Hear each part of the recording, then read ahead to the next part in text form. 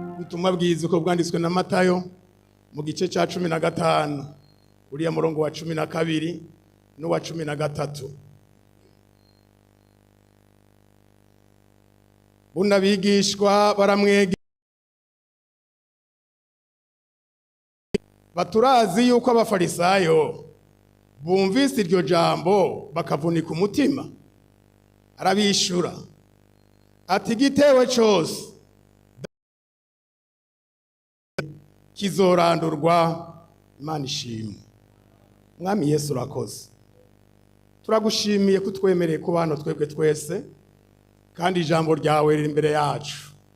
Ijambo ryawe rirakomeye, ijambo ryawe n'umuhigi adahigira ubusa, adataha nka Esawu.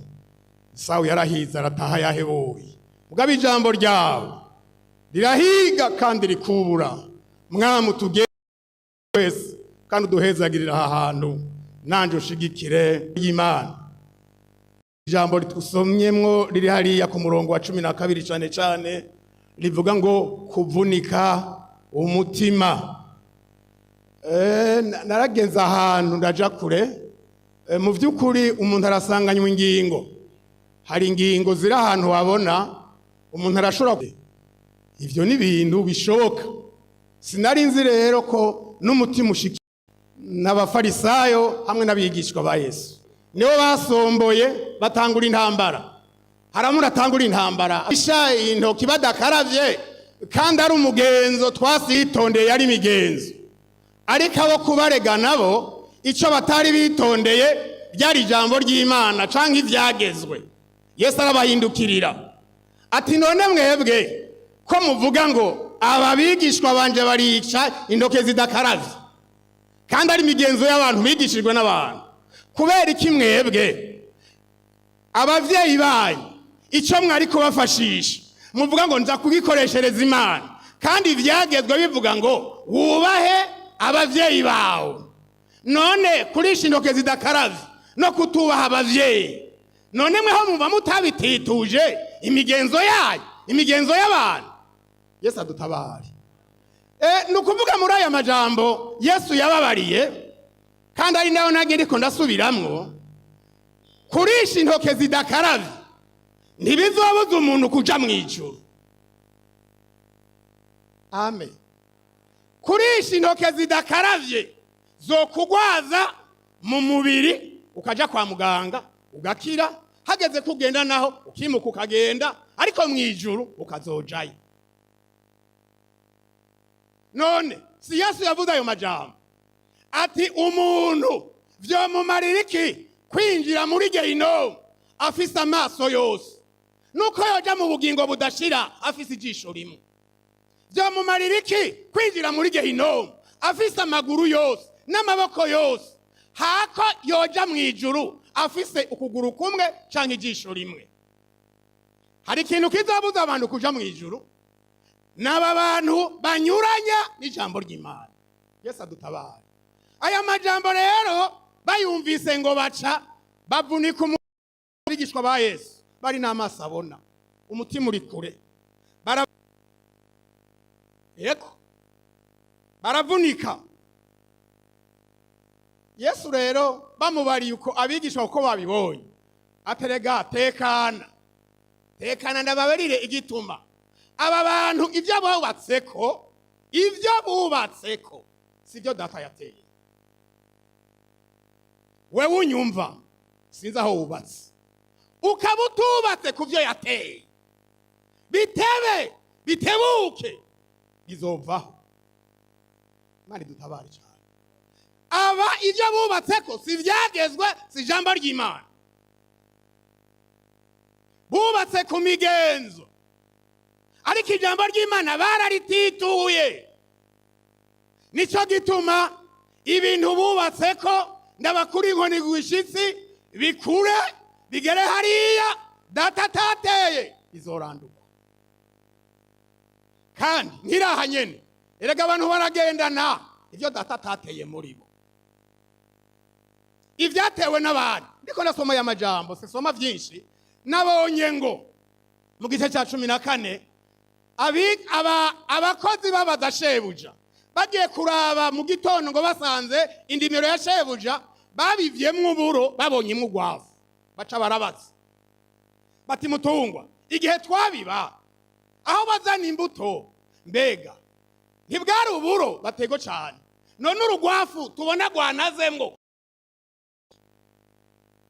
nye n'umurima arabwira atoya, ubwo gwafu aho gwavuye hariho umwansi, haraho abantu batamenya ko umwansi abaho, kandi iyo umwansi yateye umuntu abona uwo bahagararanye.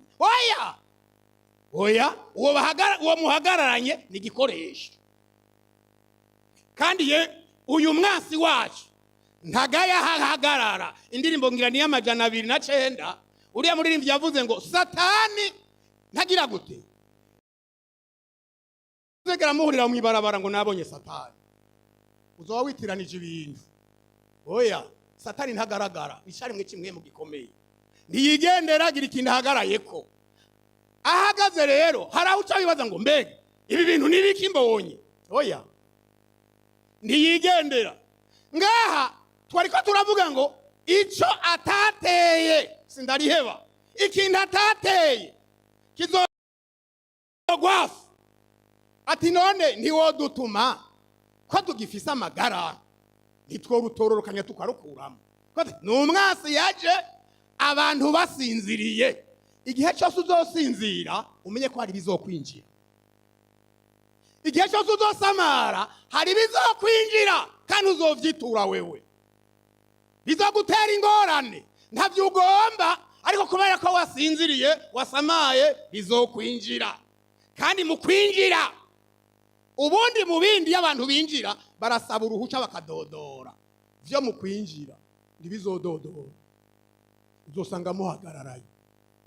Kubera iki? Wasamaye, wasinziriye. Atoya, ntimwokora gutyo. Naho muri abantu beza, muri abantu murashobora kwihenda, murashobora kurandura, kujaniranya ugwafu n'uburo. Reka bikurane. Hari abantu bagira ngo mbega ibi bintu ntibabibona, barabibona. Reka none imbere ntiharimbura, imbere ntiharigenya. Ubyanke cyangwa uvyemere, uburo bwabibwe burasubira bukabagagwa. Iryo rya kabiri, irya gatatu nukugenya. Kandi ugwafu ntigwitoza ngo naje muranjana muhira gusigaraho, naho goba runini, kandi ugwafu rurashamika gusumvya ururo. Uyu muntu yarazi ubwenge, abantu babayeho uburo buba. Ugwafu ni gwiza mu maso gusumba ururo, rurirabura, ruravyibushe, rufise amashami menshi, utabizi wogira ngo niho ushobora kugira umurimo ugasanga n'ugwafu rutagira ngo namba, kandi bitarayangika wo kwivuga amazina gusumvya abandi. Rore, rindira biyangike, rindira bipfumbate, rindira bwe. Ndiko ndavuga ngo kuvunika umutima. Aba bafarisayo bavunywe n'ivyo bumvise, na urashobora kuvunwa n'ivyo wumvise. Baba ariko barumva ya majambo ya Yesu, kuko Yesu adahagarara ku ruhande rwa benshi, ariko ahagarara ku ruhande rw'ukuri. Ababwira ya majambo ati igiti cyose canke ikintu cyose naho cogera he, hari abantu bakura bakagera iyo, ariko kandi data atarimwo bazomanuka. Erega bazomanuka. Kuvunika umutima. Nehemiya 4:4. Nehemiya 4:4.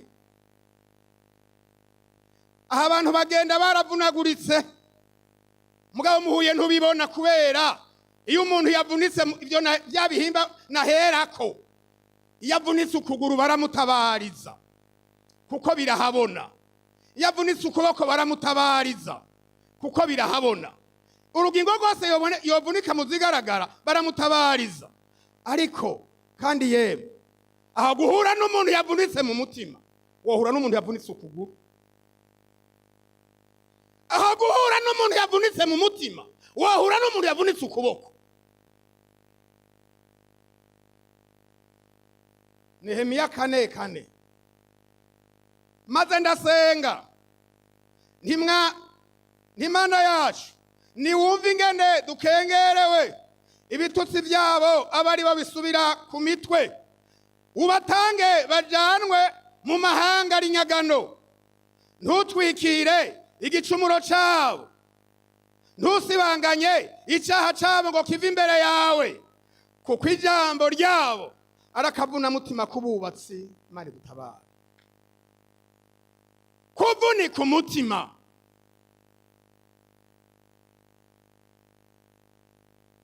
Tobiya na Senakeribu na Sanibarati Tobiya na Sanibarati hatangura Tobiya Sanibarati ne babanje arabanegura ngo mbega ibakora nibiki haraho ukora igikorwa ugahura n'umuntu akubwira amajambo yo kukuvuna umutima ugacuta ukagenda ukamengo warihenze ukamengo ivyo urimwo sivyo ngo none aba bantu bakora iki mugomba kuzikurura amabuye ahambwe mu kuzimu kandi yarahiye mubikore mu mwanya ungana kujya mutoya Tobiya aramwitsa ati reka bubake mbona rugeze itona hoza imbwebwe murano umugere w'imbwebwe ingene ungana umugere w'imbwebwe banza bumvire ingene ungana ntushikira n'uw'intama yavyibushe w'imbwebwe sino w'inyana yinga ngo nuwoshire reka bubake n'imbwebwe zorusha ugosenyuka nukuvuga ni ibintu by'ibinyantege nke harahura n'ivyo ngo avangura kijijwe ngudakizwa siko ngo usumba naka bega kiza kacu twipima ku bandi Yesu adutabara twipima ku bandi agakiza k'umuntu nakiwe wenyene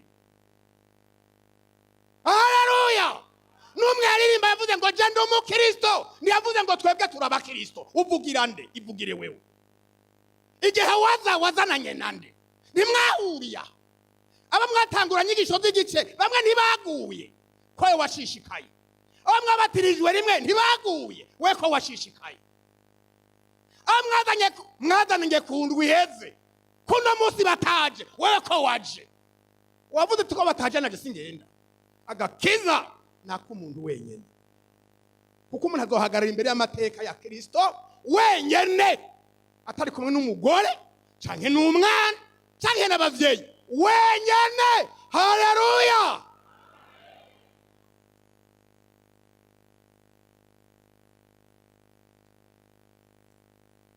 Nehemiya arababara Nehemiya arumva umubabaro ariko yari umuntu w'umugabo haleluya ivyo mwohura ndakwipfurije ko umuntu w'umugabo ntusazura umwana umaze imyaka mwishengero Nehemiya yarababaye mugabo yari umugabo hano tubona igikorwa yaciye akora ndasenga Nehemiya haleluya yari mwibanga yo kugira gute ataronde abo basengana wenyene atikoreye indundu guma ngo ngiyi Tanzania ngiyi Kongo ngiyi Rwanda ngiyi hariya mu myonga n'Imana noyiro wenyene irakeneye akanwa kiwanje jenyene haleluya mu rusengero ni vyiza turi kumwe ni vyiza ariko nanje ubwanje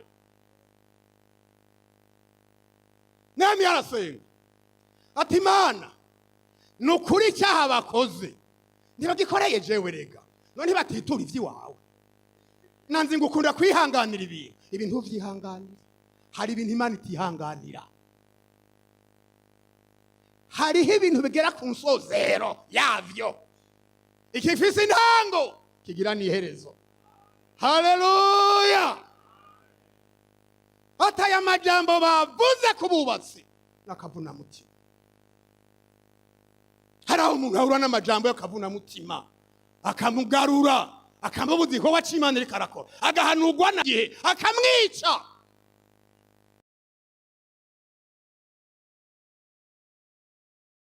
akamuvunagura mu mutima Yesu adutabara abantu baragomba ibintu vyiza ariko ntibagomba kubikorera abantu tugomba kuja nobaza ntabagomba kuja mw'ijuru ntawosigara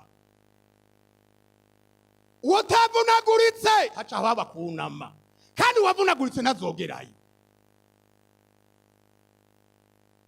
Dusome aha tubonye ngo amajambo yabavunye yaraye umwansi baravunagurika, ariko Nehemiya insinzi yagize yaciye asenga.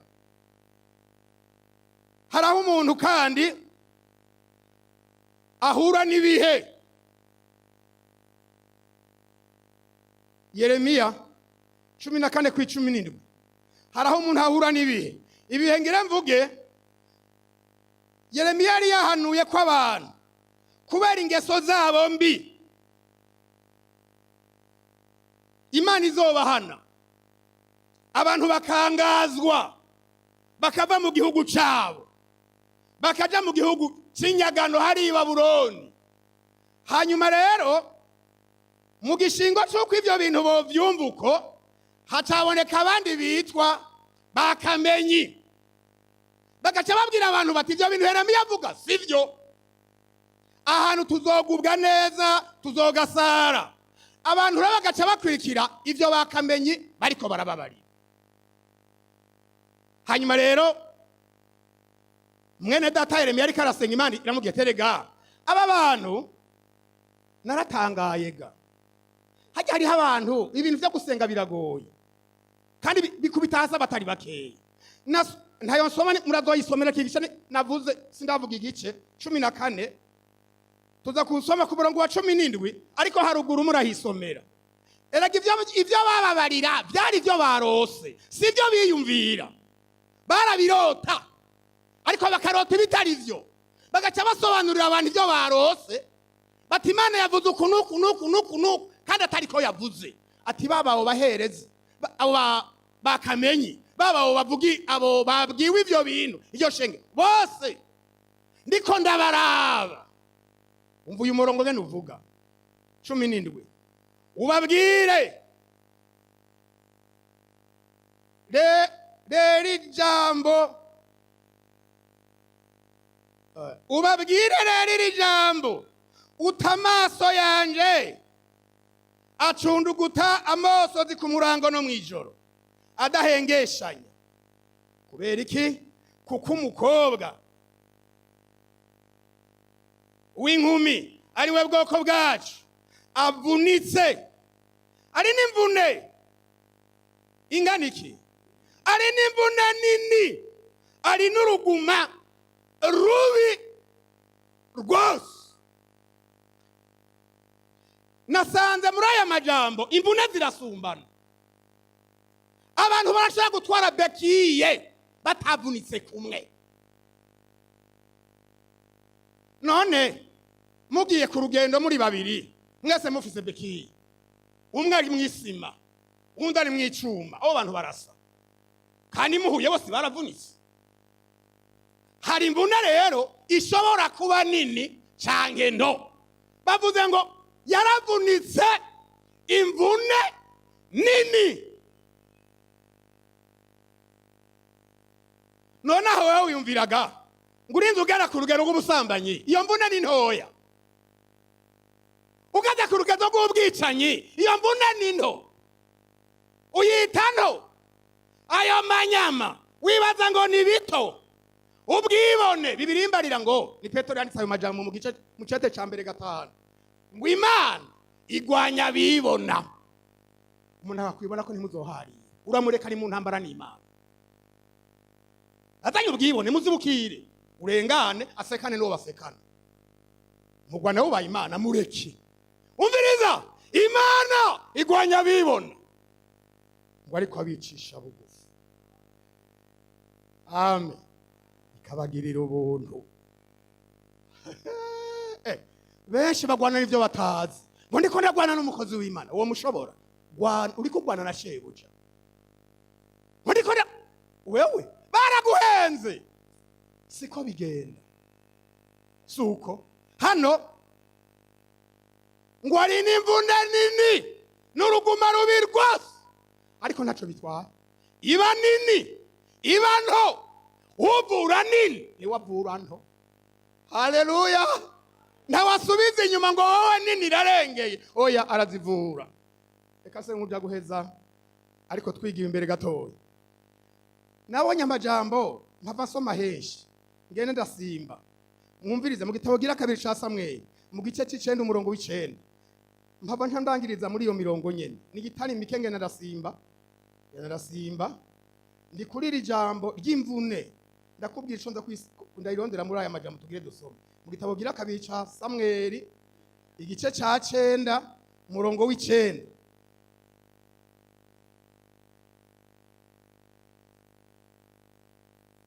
Handitse ngo umwami araheza ahamagaza Ziba, yari umunyarugo wa Sawuli, ati ivyari vya Sawuli byose n'ivyari vya Sawuli byose, ivyabo mu nzu yiwe bose mbigabiye mwene shobuja, nawe uzohora umurimira mwe n'abahungu bawe n'abakobwa bawe, mumushikirize imyimbu kugira ngo mwene shobuja azahora abona ibimutunga.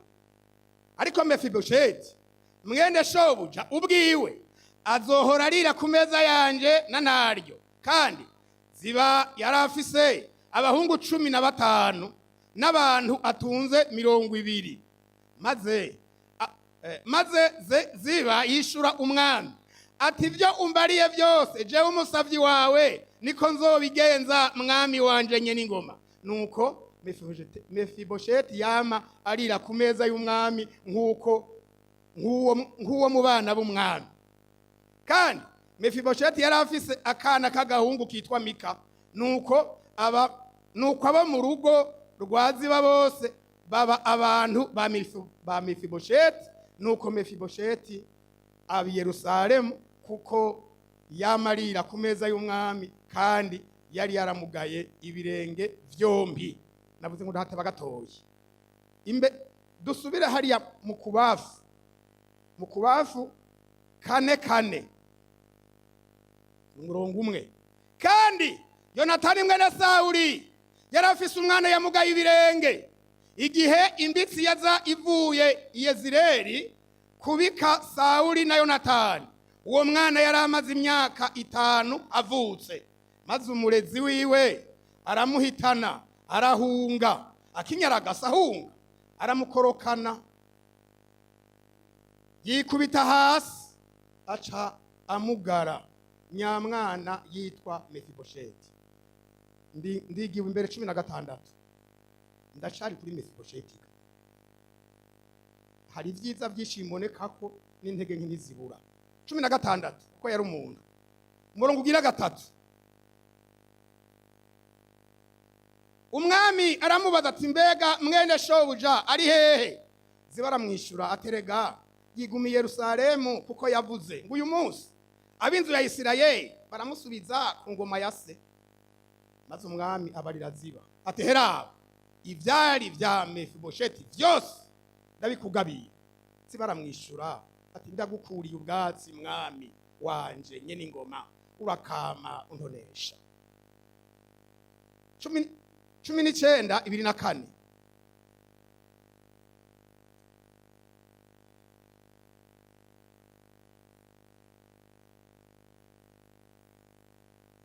Na Mefibosheti umwuzukuru wa Sawuli aramanuka aza gusanganira umwami mwumva y'amagogo ko yarabayeho. Uhereye umunsi umwami yagiriye ugashitsa umunsi yagarukiye iwe amahoro, ntiyongeye kwiyoga ibirenge canke ngo aringanize ubwanwa canke ngo amesure impuzu ziwe. Nuko avuye Yerusalemu gusanganira umwami aramubaza ati mbega niki cyakubujije kujana nanje ga Mefibosheti? Aramwishura aterega umuntu wanje yarampenze mwami wanje nye n'ingoma, kuko jewe umusavyi wawe namubwiye ngo anshirire amatandiko ku ndogoba kugira ngo ndayigendereko nanje na njane nawe mugenzi, kuko jewe umusavyi wawe ndikiga yewe ndikimuga. Hanyuma aza kumbeshera ko mwami wanje nye n'ingoma, ariko rero mugenzi umeze nk'umumarayika w'Imana, nuko nukore icyo ugomba, kuko aba mu rugo rwa data twese imbere yawe twarabo gupfa gusa. Uraheza jewe umusavyi wawe mushira mu barira ku meza yawe. None hari ikindi novuga ngo utakambirega mugenzi? Umwami aramwishura ati niki gituma ushishikara kuzana amajambo y'ivyawe? Namaze kubiheza mwe naziba nimugende mugabure iryo tongo. Mefibosheti yishura umwami ati niyagomba natware ryose, kizima ugarutse amahoro mu rugo rwawe mwami wanje n'ingoma. Haleluya. Aya majambo yiyumviriye Imana yampaye. Umviriza amajambo ari muraya ngomba ko tuvuganako. Uyu muhungu wa Yonatani yaragize amageme mabi. Se na sekuru babishe, umurezi mwabo ingene yaciye amuhitana ati umwana ndamuhungane. Hanyuma ngo ari karagende amaze imyaka 5 yari muto acarakoroka ngo akoroke mwabonye ngo acaramugara. Mugabo aho harimo ibintu biritavugana mwe muravyumva. Ukorotse ntiwoca umugara ubanza kuvunika. Ushobora kuvugwa nabi ugaca umugarirayo. Ushobora kutaronka umuganga ugaca umugara. Ega hari n'abantu no kwa muganga hasanzwe yivuza nabi agacakira nabi. No mu byishengero mu byo kuja mu ijuru umuntu ashobora kwivuza nabi. Mu gishingo cyo gukira agaca mugara. Ibi byaha byica abantu bakavyamamwo ahanini usanga bavyivuje nabi. Malaria ubu ntavyo nzi. Mu misi irenganye mu gihe ca kinini natanguye kumira kinini ariko ibinini 15 barongera ko ibindi 6 biba 21 ariko bimize nabi ucugwiza na kabiri. Yego umira usivya usubira umira usivya umira kimwe no musikindeje wamira 3 ku munsi.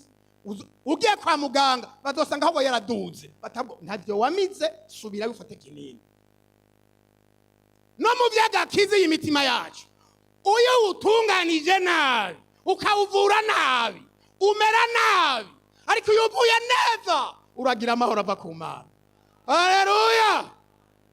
Nguyo rero aramugaye mwaho nyo twahereye. Umwami ntiyagara kuri ubwo bumuga ngomba kantu ko bakarasigaye muri umuryango batariho. Mefibosheti ari hari Irodebari genda mu muzana zibaramuzana atumviriza rero uzohora usangira nani. Mwabonye amajambo amare kuva ku murongo wa 9 atumviriza genda kugabire ivyari byo kwa so wawe nivyo kwa sokuru wawe Sauli byose amatongo ndabiguhaye mbere naziba n'abana biwe n'abakoriwe. Mwabingo rafite abana 15 n'abatunze 235 naziba n'umugore 37 bose bakora ivyo kwa Mefibosheti. Mugabo kubera yamvu nitakize yahavuye mu kwegera. Iyo tutakize biratugarukana mu ngorane. Ikindi gihe barakura hasi umwami arahunga. Ziba ati tugajana n'uyu mugabo. Uyu mugabo ntiyurira ifarasi ntibikunda ntayimwurije ntibikunda inyuma ndagerako. Wafata amarobe n'ibindi aje inyuma y'umwami ati none wewe ni uje mwene shobuja ari hehe ataza siko. Hari abantu bazi kwicaye kandi abantu bazi gukiza ni bake ariko abantu barazi kwica. Undi Yesu umwe umuntu ngo nibaza hica. Hari abantu bazi kwica gukiza ngira yo bikorera ku mfiro atataza siko. Erega yavuze ati nagiye baransubiza ku ngoma ya papa na sogoko ategwa kwe. Kandi Dawidi none yari umuntu w'Imana mugabo nawe yarafise akando ko gukara kuko yacu urubanza atabanje kuyumvira ngumunyane bya bintu byose kare yari yarabishikirije Mefibosheti. Si byiza kuvuga indimi zibiri umuntu w'umugabo umukizwa ukamwumva mwe indimi zibiri akabesha wewe abeshe ngo ngo sivyo kandi ari vyo. Kuvubu ivyari bya Mefibosheti byose ndabiguhaye. Ziba aturagahoro ntonesha mwami wacu aratonye ariko yacumuye uko yabesha. Ntutone ariko uri mu byaha n'amagogwa akomeye. Urashobora kwambara ukabegwa ariko imbere ugowe. Aragaruka hageze ko bamwimika agarutse, acaba umuntu wa mbere agiye mu bamusanganira, yagiye kwirikira Shimeyi. Shimeyi yaramutanze ariko waragenda mu nyuma, amutegeye ngo agira cyamuraba, asanga ntiyongeye kwimosha, sumushatsi subwanwa byose biriko, ntiyasubiye gukaraba, ntiyasubiye kwambara agahuzu kameshe. Uwo muntu umva atamukunda no kuri mugabo amubonye atamaki, mbega sha we kubera kutaje ngo jane nanje byagenze gute, nawe asanganywe inkuru yo kwa Ziba, yaramwishe. Hari abantu bica abandi.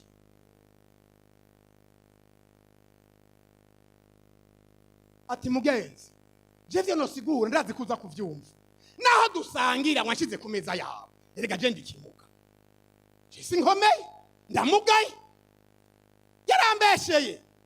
Namubwiye nti ngo tujane, ambwira ngo araja caraza, yarambe atumviriza ivyo wisigura byose, naraheje guca urubanza, genda ivyari vya mwene shobuja, ndagenda mu bisangire imbizo ndimiye. Ubwa mbere ivyari ivya so na sokuru wawe ndabikugabiye. Ubwa kabiri ivyari vyabo nyene ndabiguhaye wowe Ziba. Ubwa gatatu ivyari byo musange, ivyo bijya bya shobuja yarafise, genda mu bisange. Mu bantu harimo ibintu byinshi cyane, ariko yakwegewe niki? Ubumuga, imvune itakize, imvune yagendanye, byarakunze kwasangira n'umwami afise iyo mvune, byaramukundi. Mugabo twebwe bizodukundira kuko dusangira neza, dufite mu mutima. Oya, ndagira uzokurira ivyawe kugira ngo tuze dusangire na Yesu mu bwami bwiwe, nuko atamvune yo mu mutima tuzoba dufise. Woba waravunitse, ushobora kuvunwa n'ibihe, ushobora kuvunwa n'ivy'imwami, ushobora kuvunwa n'ivya Yesu, ushobora kuvunwa n'ivyaha vyawe. Ntibigaragara mu mubiri, ushobora kugendera kuri bekiye imwe, iyo n'imvune ntoyi, canke bekiye zose, canke uri kuri shezerorandi, bivana n'imvune mwahuye. Dusenga Imana.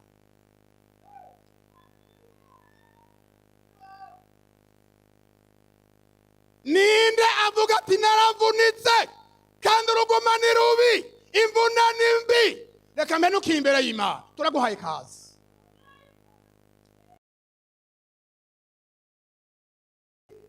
Kunga Yesu arunga, haleluya.